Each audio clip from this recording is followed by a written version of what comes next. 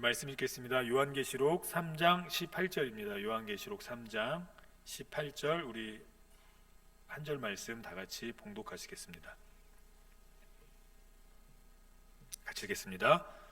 내가 너를 권하노니 내게서 불로 연단한 금을 사서 부요하게 하고 흰옷을 사서 입어 벌거벗은 수치를 보이지 않게 하고 안약을 사서 눈에 발라 보게 하라. 아멘. 우선순위를 정하라. 그럼 자연스럽게 풀린다라는 제목으로 하나님의 말씀 세 번째 증거하겠습니다. 우리가 살면서 우선순위로 정해야 될 게 참 많습니다. 가족이 될 수도 있고요, 어떤 분은 직장이 될 수도 있고, 어떤 분은 자신의 외모가 될 수도 있겠고, 돈이 될 수도 있겠고, 신앙이 될 수도 있겠고, 어떤 우선순위가 있겠죠. 그 우선순위에 따라서 우리의 삶의 방향이나 여러 가지 패턴들이 다 결정되는 것 같아요. 고등학생이 있는 집에서는 우선순위가 그 고등학생입니다. 그래서 그 아이에게 모든 것이 다 맞춰져요. 또 운동선수가 있는 가정에서는 모든 패턴이 그 운동선수에게 맞춰지는 것 같아요. 그 우선순위가 무엇이냐에 따라서 우리의 삶의 패턴이 다 거기에 이렇게 조정되게 됩니다. 오늘 이 라우디게아 교회는 계속 말씀드렸듯이 풍부한 교회였습니다. 경제적으로 풍부했고, 물론 주변에 지진들이 있었고 그런 것들이 있었지만 경제적으로만큼은 풍부한 교회였어요. 풍부한 성도들이었습니다. 그래서 세상 사람들이 볼 때 축복받은 교회였고 축복받은 지역이었습니다. 근데 그럼에도 불구하고 하나님께서 보실 때 그들은 하나님이 뱉어버리고 싶은 신앙이었어요. 차지도 않고 덥지도 않은 신앙이었어요. 그냥 그렇게 물 흘러가듯이 그렇게 신앙생활하는 교회였던 것 같습니다. 그들의 마음엔 불안함이 있었습니다. 언제 지진이 일어날지 모르는 불안함. 그리고 다른 종교들이 그곳에 많이 혼합 종교가 많이 있었습니다. 왜냐하면 세계의 많은 상인들이 다 그곳을 지나쳤기 때문에 그들이 가진 어떤 종교나 그런 것들을 그곳에 심겨놓고 갔습니다.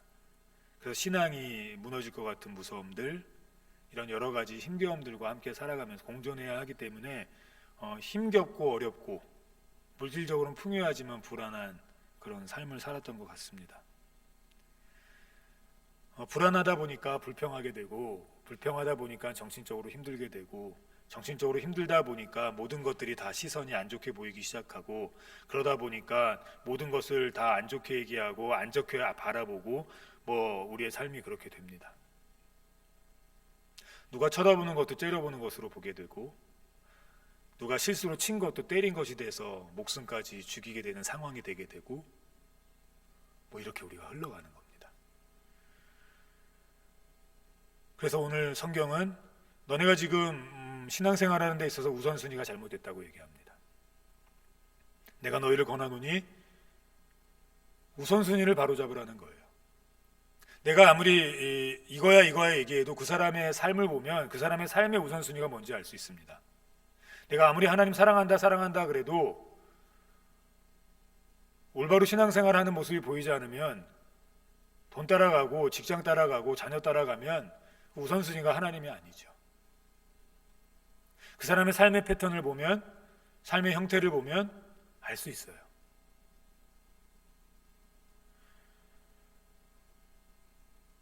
돈은 잘 버는 것 같은데 매일 얼굴이 이렇게 인상 찡그리고 사는 사람들 참 많지 않습니까? 우린 좋겠다라고 부러워하지만 그렇지 않은 것 같아요. 오늘 성경은 우리에게 우선순위가 하나님의 말씀이라고 얘기합니다. 말씀으로 우리가 연단되어져야 된다고 얘기해요. 말씀은 우리를 연단시키는 겁니다. 말씀은 우리를 편안하게 해주는 것이 아니에요. 말씀은 우리에게서 불순물이 무엇인지를 보게 해줍니다. 그래서 찔리게 만들어요. 아프게 만들어요. 그래서 우리가 말씀을 읽지 않으려고 하고 듣지 않으려고 합니다. 감동되는 말씀만 들으려고 해요. 그런데 말씀의 원래 기능은 무엇입니까? 우리를 아프게 하고 찔리게 하고 우리의 죄를 보게 하고 우리를 힘들게 만드는 겁니다. 그래서 우리가 어떤 결심을 하게 되고 어떤 의지를 막 불타오르게 됩니까? 말씀을 읽다 보면 그래 내일부터는 행해야지 라는 생각을 갖게 합니다. 그러나 말씀의 첫 번째 기능은 내일부터 행해야지가 아니라 지금까지 지키지 못했던 말씀을 회개하라고 말씀을 주는 것입니다. 말씀을 읽을 때 이렇게 찔리지 않습니까? 그러면 내일은 새벽기도 가야지가 아닙니다. 지금까지 새벽기도 안 한 거 하나님 용서해 주십시오가 먼저입니다. 원수를 사랑하는 말씀이 막 찔리면서 내가 그동안 미워했던 사람들이 막 생각나면 내일부터 그 사람 보면 내가 인사하고 좀 섬겨야겠다가 아닙니다. 하나님, 내가 지금까지 그들을 미워했던 것을 용서해 주십시오라고 회개하는 것이 우선이라는 겁니다. 말씀은 우리를 연단하는 것이지, 말씀은 우리를 먼저 이렇게 새로운 힘을, 새로운 희망을 먼저 주지 않습니다. 왜 그렇게 해야 합니까? 왜 그렇게 합니까? 우리는 악하기 때문이에요. 악해서 하나님의 말씀을 우리 스스로 지킬 수 있는 힘이 없습니다. 우리 스스로 지킬 수 있는 힘이 없어요. 그래서 오늘 본문에 보면 18절 바로 다음에 19절에 말씀으로 너희가 연단돼서 물은 내가 사랑하는 자를 책망하고 징계하는 걸 알라라고 말씀하십니다. 그러니까 말씀의 기능은 뭡니까? 책망하고 징계하는 거예요. 첫 번째로 말씀을 통해 우리는 위로를 받는 게 아닙니다. 징계를 받고 책망을 받아야 돼요. 만약에 말씀을 읽는데 아무 징계가 없습니다. 아무 책망함이 내 마음에 없어요. 그럼 이게 더 큰일 난 겁니다. 마음이 그만큼 단단해진 거예요. 그 어떤 것도 들어갈 수 없을 만큼 모질어진 거예요. 말씀을 읽는데 아무 감동도, 아무 책망도, 물론 감동은 있을 수 있습니다. 힘겨울 때 시편 이런 거 읽으면 얼마나 감동됩니까? 근데 오늘 말씀의 첫 번째 기능은 책망과 징계입니다. 책망은 다른 사람이 계속 보여요. 막 말씀을 읽다가 책망하는 말씀을 보면 내가 책망받아야 되는데 자꾸만 다른 사람이 보여요. 아직 멀었습니다. 말씀은 나를 책망하는 거예요. 다른 사람이 생각날 때 이거 나한테 하시는 거구나 라고 하나님 믿으셔야 합니다. 이렇게 책망하시는 이유가 무엇입니까? 그러므로 내가 열심을 내라, 회개하라. 회개하게 하시기 위함이에요. 왜? 우리는 악하니까요. 말씀의 기능이 첫 번째는 무엇이라고요? 우리를 책망하고 우리를 징계하는 거예요. 말씀 지키지 않으면 넘어지게 만들고, 말씀 지키지 않으면 하나님이 때리시기도 하고, 말씀 지키지 않으면 갑자기 아프기도 하고, 말씀 지키지 않으면 갑자기 잘 되던 일이 안 되기도 하고, 말씀 지키지 않으니까 갑자기 무슨 일들이 벌어지기도 하고, 이런 겁니다. 저는 두 가지가 중고등학교 때 있었습니다. 말씀 지키지 않으면 코에 뽀드락지가 나거나 엉덩이에 종기가 났어요. 꼭 그랬어요. 희한하죠? 그래서 내가 또 무슨 말씀을 안 지켰구나, 그렇게 돌아볼 수 있는 시간들을 가졌던 것 같아요. 그땐 돈을 안 버니까 하나님 돈으로 쥐이진 않았던 것 같은데, 이렇게 징계하고 책망하시는 이유가 뭡니까? 죽일 놈이기 때문이 아니에요. 살을 놈이기 때문입니다. 회개하면 살아요. 회개하면 살아요. 말씀 읽고 하나님이 말씀 듣다가 하나님 징계하시는 것 같으면, 하나님 책망하시는 것 같으면 그 자리에서 예수 그리스도 붙들고 회개하셔야 합니다. 이것이 못난 행동이 아닙니다. 우리 그리스도인들에게 가장 중요한 행동이에요. 예수님을 그래서 보내주셨어요. 우리의 죄를 담당하시기 위해서 예수님 보내주셨다고요. 말씀을 반드시 읽으셔야 돼요. 행하는 것도 읽어야 행할 수 있습니다. 읽지 않고 어떻게 행합니까? 그거 내 생각이죠. 내 생각을 하나님의 말씀이냐 행동하는 거죠. 하나님의 말씀을 읽고 책망받고 징계받고 무릎 꿇고 내 자신을 돌아보며 회개해, 예수 그리스도의 이름으로 회개하고 그래야 합니다.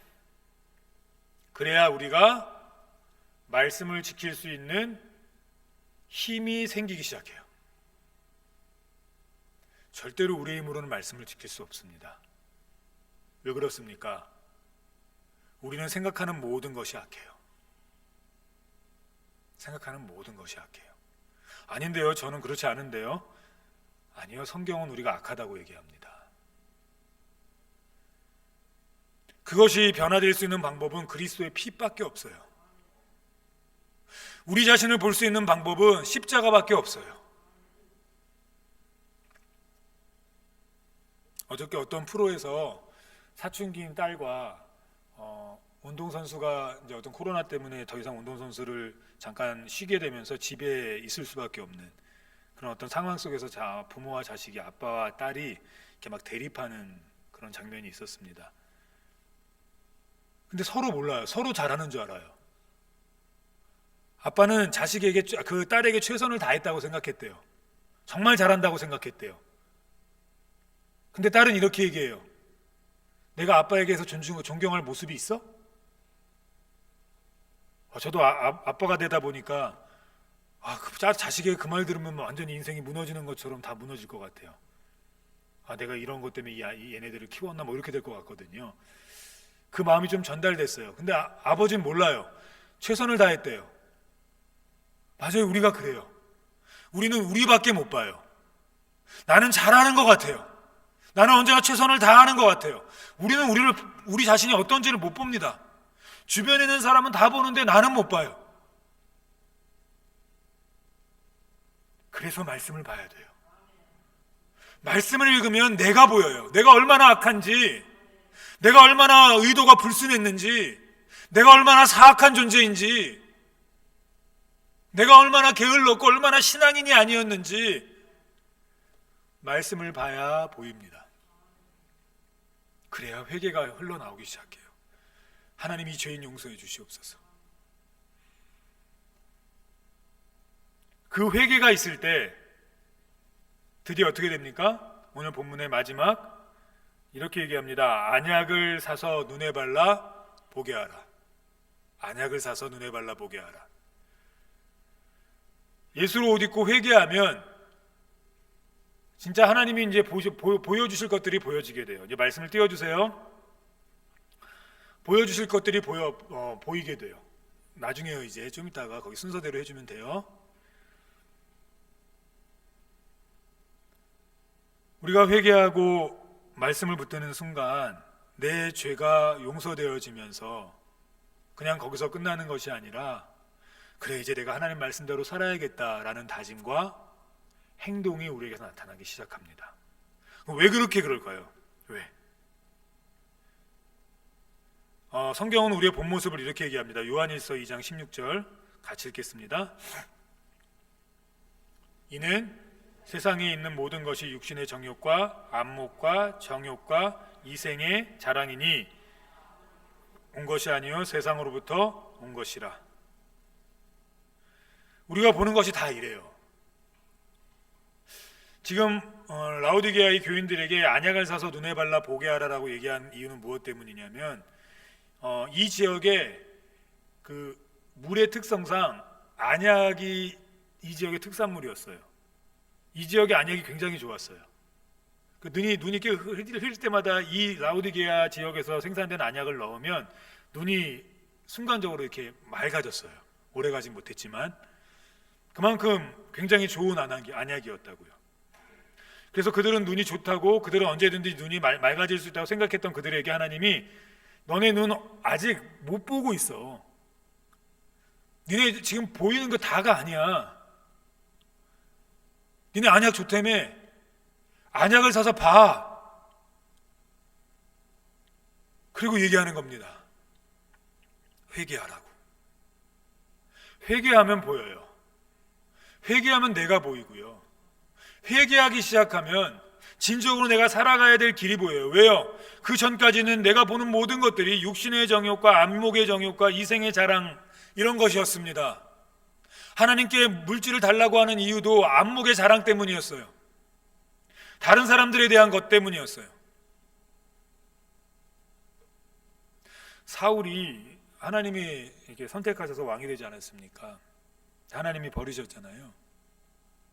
그 버리시게 된 계기가 무엇입니까? 예배 자기가 드렸거든요.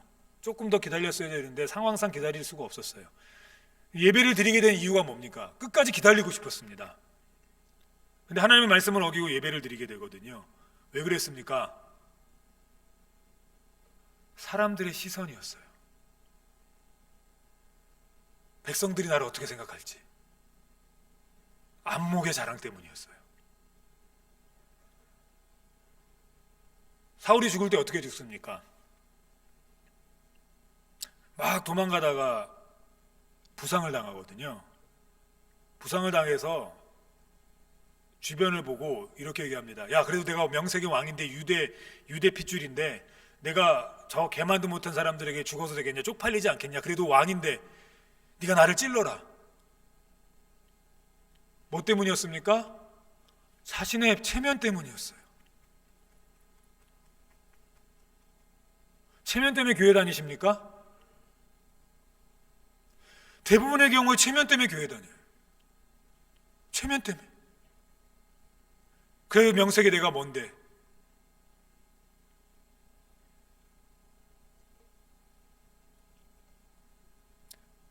우리의 눈이 좀 씻길 필요가 있습니다.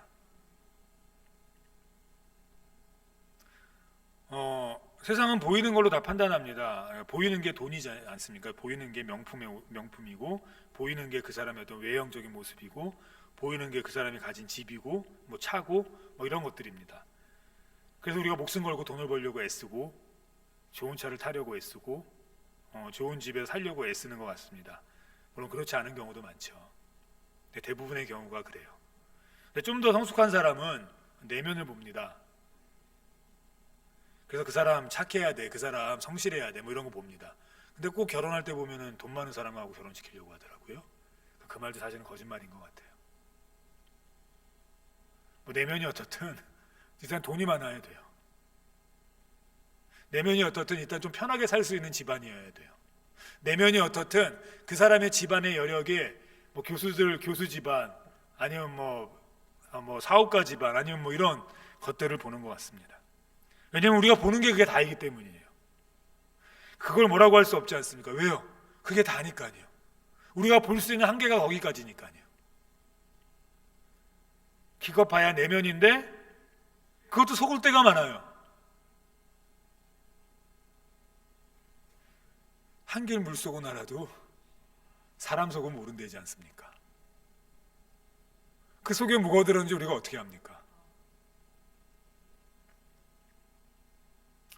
그래서 보이는 것조차 살아가고 보이는 것 따라서 우리가 목숨을 겁니다.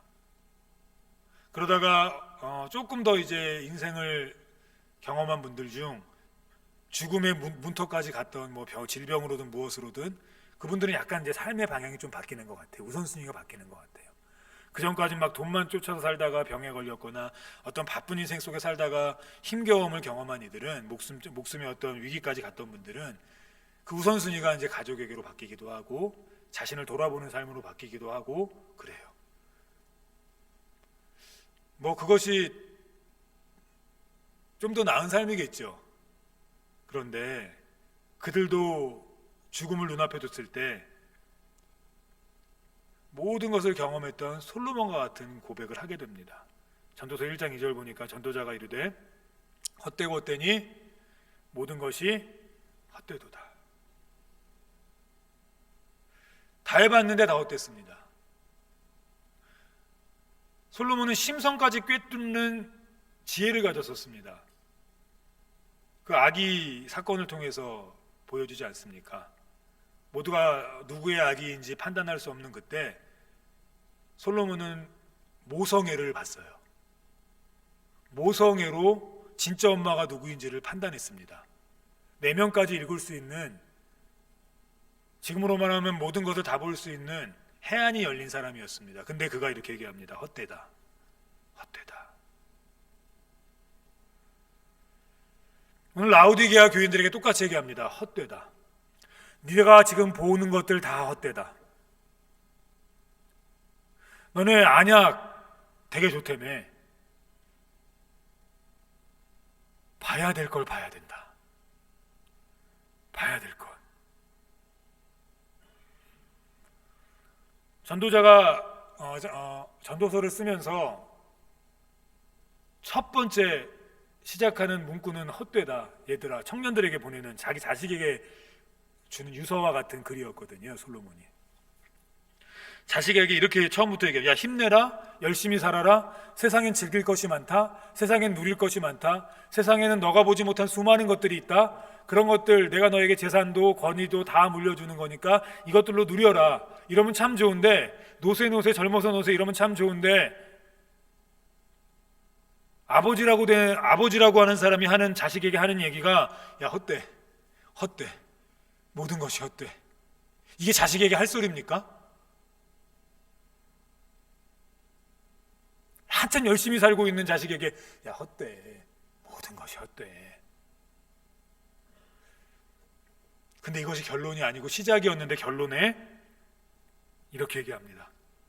헛되지 않을 수 있는, 그가 위임받는 왕권이 헛되지 않고, 아버지가 이뤄놓은 그 재산이 헛되지 않고, 그가 다스릴 이스라엘이 헛되지 않고, 그가 살아갈 모든 삶이 헛되지 않을 수 있는 방법을 마지막 끝을 맺는 12장에서 1절에 이렇게 얘기합니다. 같이 읽겠습니다. 너는 청년의 때 너의 창조주를 기억하라. 곧 공고한 날이 이르기 전에 나는 아무 낙이 없다고 할 때 해들이 가깝기 전에. 결국 우리가 헛되다고 얘기하는 순간이 오거든요. 자식 새끼 키워놔도 다 헛돼. 이 직분도 다 헛돼. 교회 다니는 것도 내가 이렇게 열심히 헌금을 내고 신앙생활 한 것도 헛된 것 같아. 지금 와서 보니까 건강 다 잃고 나니까 내가 뭐 때문에 지금까지 이렇게 살아왔지? 내가 누구를 위해 이렇게 살아왔지? 헛되네. 우리가 그럴 아무 낙이 없다고 할 해들이 가까워지고 있다고요. 근데 인생이 그게 다가 아니라는 겁니다. 솔로몬은 모든 걸 다 누렸는데도 헛됐어요. 사람의 심리까지 들여다보는데도 헛됐어요. 그런데 자식에게 정말 알려주고 싶은 것이 있었어요. 야, 너 나중에 후회하면 안 돼. 나이 들어서 살아보니까 헛돼. 다 키워나오니까 다 헛되고, 다 보니까 몸도 다 이제 쓸 만큼 써서 다 고장나기 시작하니까 다 헛된 것 같고, 다 헛된 것 같아 라고 얘기할 그 전에 너가 가진 것들 누리고 하나님이 주신 이 모든 것들 누리면서 헛되지 않고 강건하게 누리며 살 수 있으려면 너가 지금 알아야 될 게 있어. 너가 지금 봐야 될 게 있어. 백성이 먼저가 아니야. 내가 물려주는 돈이 먼저가 아니야. 세상에 보는 큰 차나 큰 집이 우선이 아니야. 세상이 짱이라고 하는, 최고라고 하는 의사가 되는 거, 좋은 대학 들어가는 거, 그게 먼저가 아니야. 다 늙어봐. 아무것도 아닌 시대가 와. 근데 그 모든 것이 너에게 복이 되고, 그 모든 것이 너에게 기쁨이 될 수 있는 우선순위가 있어. 너의 눈을 들어 너의 창조주를 봐. 한 살이라도 어릴 때, 한 살이라도 젊을 때 보이지 않는 하나님을 볼 수 있다면 그것이 너의 인생의 가장 큰 복이야. 자식에게 전하는 이 유언과 같은 글에서 헛되다라고 자식에게 할 수 없는 말로 시작한 이 솔로몬은 결국은 얘기하고 싶었던 것이, 눈에 보이는 것들이 다 헛되지 않을 수 있는 그 길은 눈에 보이지 않는 하나님을 볼 수 있을 때 헛되지 않다고 얘기하는 겁니다.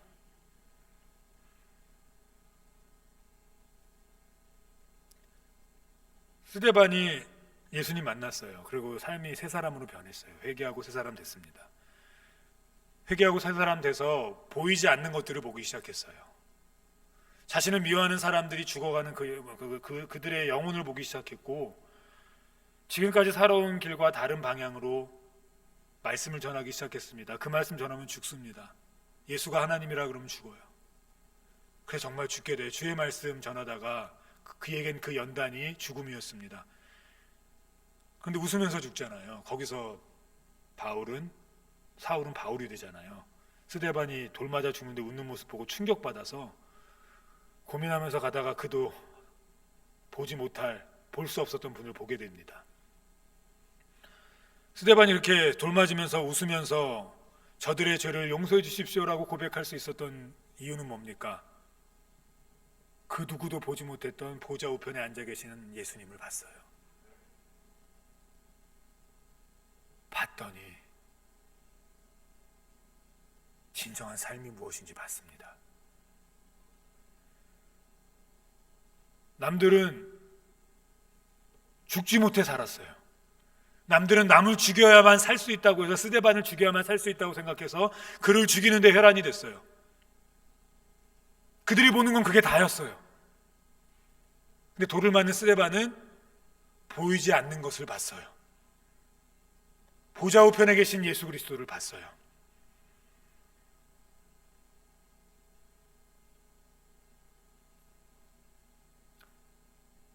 우리도 하나님이 창조하신 이 세계가 헛되지 않은 것을 알려면 보이지 않는 하나님을 봐야 합니다. 눈에 보이는 것을 만드신 분이 눈에 보이지 않는 하나님이라는 사실을 우리는 알아야 합니다. 믿어야 합니다. 이 라오디게아 교인들에게 바울이 얘기합니다. 근데 그들이 변해버렸어요. 요한계시록의 그 말씀을 듣고 변한 것 같아요. 아, 우리가 잘못 살고 있었구나. 나 하나님께 복받아서 이렇게 풍부하게 잘 사는 줄 알았는데 아니었구나 하고 말씀을 정말 찬 그 신앙에서 바뀌었던 것 같아요. 골로새서 2장 1절하고 2절 보면 바울이 그들을 이렇게 칭찬합니다. 우리 같이 읽겠습니다. 내가 너희와 라오디게아에 있는 자들과 물은 내 육신의 얼굴을 보지 못하 자들을 위하여 얼마나 힘쓰는지 너희가 알기를 원하노니 이는 그들로 마음의 위안을 받고 사랑 안에서 연합하여 확실한 이의 모든 풍성함과 하나님의 비밀인 그리스도를 깨닫게 하려 함이니. 계속 라오디게아 교인들에게 바울이 하고 싶은 얘기가 있습니다. 그게 무엇입니까? 보이지 않는 비밀, 그리스도 붙잡고 살라는 겁니다. 언제든지 우리는 세상에 무너질 수 있고 보이는 것에 또 치중할 수 있으니 보이지 않는 그리스도, 보이지 않는 비밀, 하나님 붙잡고 살라는 겁니다. 눈이 열리면 보이지 않는 것들을 보게 돼요. 눈이 열리면 예배가 보이고요, 사람이 보여요. 우리 인생 속에서 역사하시는 예수님이 보여요.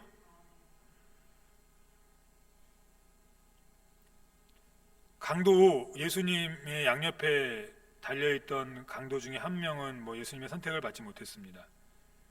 그런데 한 명이 예수님의 선택을 받게 됩니다. 근데 그 골자가 한 사람은 누가복음 23장에 보면 23장 33절 이하에 보면 다들 희롱해. 네가 왕이면 나를 구원해봐라 이렇게 다 얘기하고 막 그래요.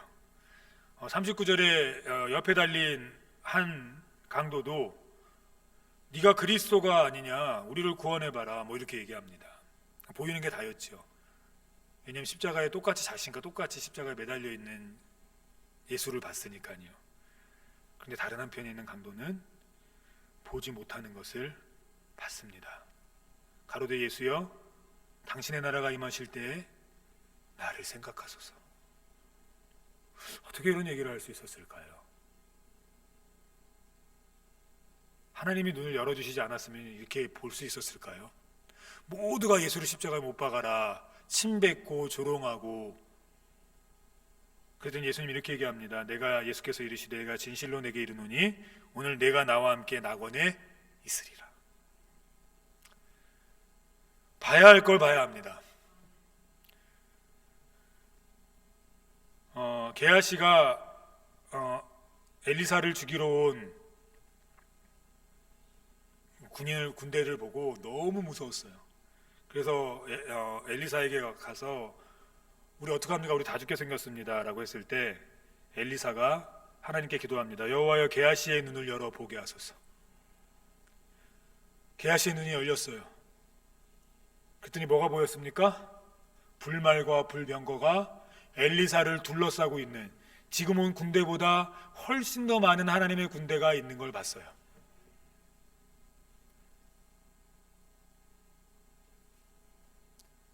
우리가 왜 자꾸 불평하고 원망합니까?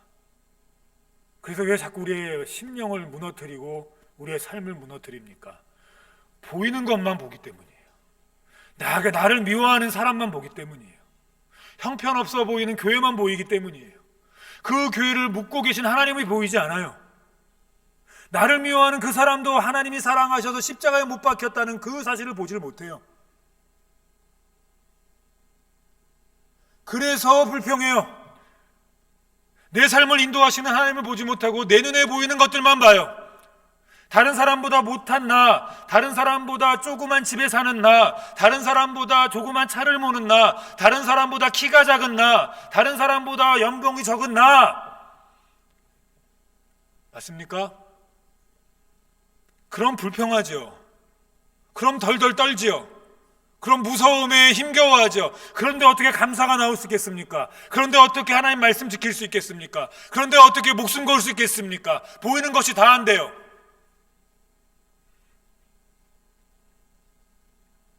히브리서 12장 2절에 보면 이렇게 얘기합니다. 믿음의 주요 또 온전케 하시는 이인 예수를 바라보자. 그 이유가 이것입니다. 저는 그 앞에 있는 즐거움을 위하여 십자가를 참으사 부끄러움을 개의치 아니하시더니 하나님 보좌 우편에 앉으셨느니라. 예수님은 보이지 않는 것을 봤어요. 그래서 보이는 십자가, 모두가 피하는 십자가를 지고 가실 수 있었어요. 징계였지만 예수님은 그 징계를 메고 가셨습니다. 왜 그러셨습니까? 보이지 않는 하나님의 환영하심을, 부활을 보았기 때문이에요. 우리가 말씀을 지켜야 합니다. 우선순위가 말씀이 돼야 돼요. 그래야 연단한 금이 돼서 하나님이 부유하게 하세요. 우리가 주신 모든 것들을 부유하게 누리면서 살게 하세요. 주신 것들 누려야 하지 않습니까? 가난의 수많은 것들을 하나님 주셨는데 이 세상 모든 것들이 죄입니까? 아닙니다. 하나님이 주신 것들입니다. 누려야 하지 않겠습니까? 살아생전 좀 좋은 차도 타보시고 좋은 집에도 살아보시고 맛있는 것도 먹어보셔야 하지 않겠습니까? 그게 죄입니까? 근데 죄가 될 수 있다고요.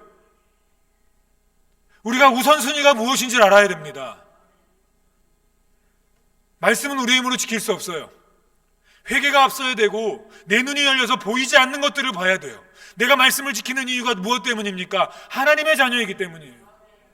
하나님 때문이에요. 지금은 연단과 같지만, 지금은 힘겨운 것 같지만 상 주실 하나님을 보기 때문이에요.